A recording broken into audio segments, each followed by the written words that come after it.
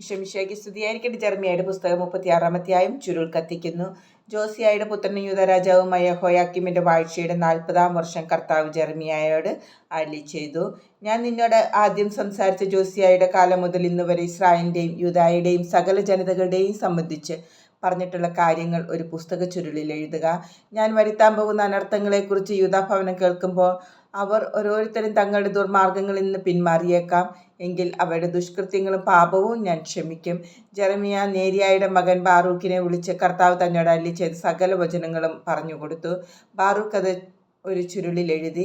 അനന്തരം ജെറമ്യാ ബാറൂക്കിനോട് പറഞ്ഞു, കർത്താവിൻ്റെ ആലയത്തിൽ പോകുന്നതിൽ നിന്ന് ഞാൻ തടയപ്പെട്ടിരിക്കുന്നു. ആകയാൽ നീ കർത്താവിൻ്റെ ആലയത്തിൽ ചെന്ന് ഞാൻ പറഞ്ഞ പ്രകാരം എഴുതിയ ചുരുളിൽ നിന്ന് ഉപവാസ ദിവസം എല്ലാ ജനങ്ങളും കേൾക്കെ കർത്താവിൻ്റെ വചനം വായിക്കണം. പട്ടണങ്ങളിൽ നിന്ന് വരുന്ന എല്ലാവരും കേൾക്കെ വായിക്കണം. അവർ തങ്ങളുടെ യാചനകൾ കർത്താവിൻ്റെ സന്നിധിയിൽ സമർപ്പിച്ചെന്നും ഓരോരുത്തരും തങ്ങളുടെ ദുർമാർഗങ്ങളിൽ നിന്ന് പിന്തിരിഞ്ഞെന്നും വരാം.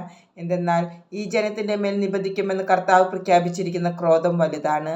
ജെറമ്യാ പ്രവാചകൻ കൽപ്പിച്ചതനുസരിച്ച് നേരിയായുടെ മകൻ ബാറൂക്ക് ചുരുളിൽ നിന്ന് കർത്താവിൻ്റെ വചനം ദേവാലയത്തിൽ വച്ച് വായിച്ചു.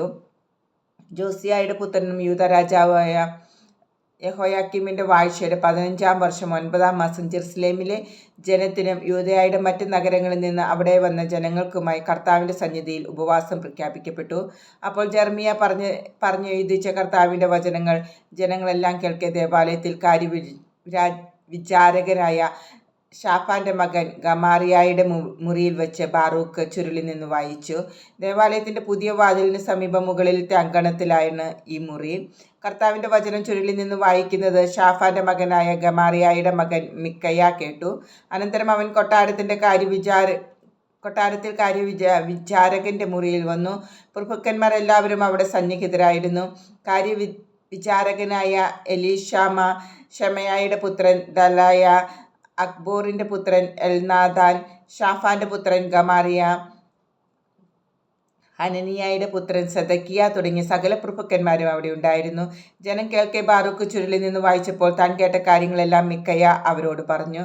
ജനം കേൾക്കെ വായിച്ച ചുരുൾ എടുത്തുകൊണ്ടുവരിക എന്ന് കൽപ്പനയുമായി പ്രഭുക്കന്മാർ ബാറൂക്കിന്റെ അടുക്കലേക്ക് കുഷിയുടെ മകനായ ശലേമിയായുടെ മകനായ നഥാനിയായുടെ മകൻ യഹൂദിയെ അയച്ചു.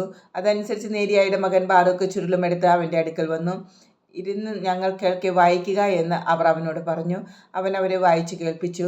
വായിച്ചു കേട്ടപ്പോൾ അവർ ഭയപ്പെട്ട് പരസ്പരം പറഞ്ഞു, ഇക്കാര്യങ്ങൾ രാജാവിനെ അറിയിക്കണം.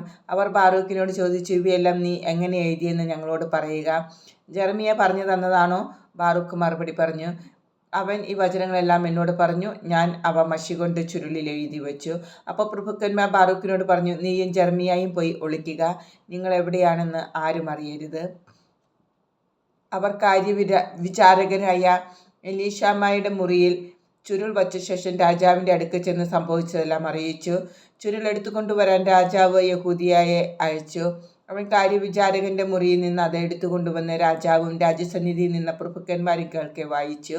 അത് ആണ്ടിൻ്റെ 9-ാം മാസമായിരുന്നു. രാജാവ് ശീതകാല വസതിയിൽ നെരിപ്പോടിൻ്റെ മുമ്പിൽ ഇരിക്കുകയായിരുന്നു. യഹൂദി ഓരോ ഭാഗവും വായിച്ചു കഴിയുമ്പോൾ രാജാവ് അത് കത്തിക്കൊണ്ട് മുറിച്ചെടുത്ത് നെരിപ്പോടിലെ തീയിലിടും. ചുരുൾ മുഴുവൻ തീരുന്നതുവരെ അങ്ങനെ ചെയ്തു. എങ്കിലും ഈ വചനം ശ്രവിച്ച രാജാവോ സേവകന്മാരോ ഭയപ്പെടുകയോ വസ്ത്രം കീറുകയോ ചെയ്തില്ല.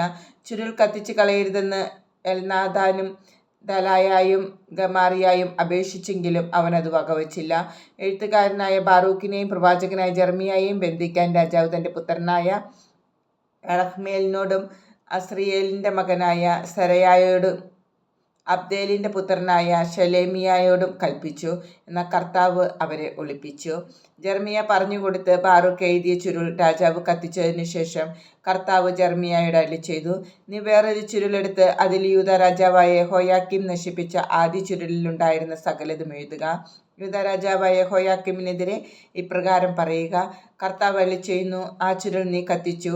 ബാബിലോൺ രാജാവ് വന്ന് ഈ ദേശം നശിപ്പിക്കുമെന്നും ഇവിടെ മനുഷ്യരോ മൃഗങ്ങളോ അവശേഷിക്കുകയില്ലെന്നും എന്തിന് അതിൽ എഴുതി എന്ന് നീ ചോദിച്ചു.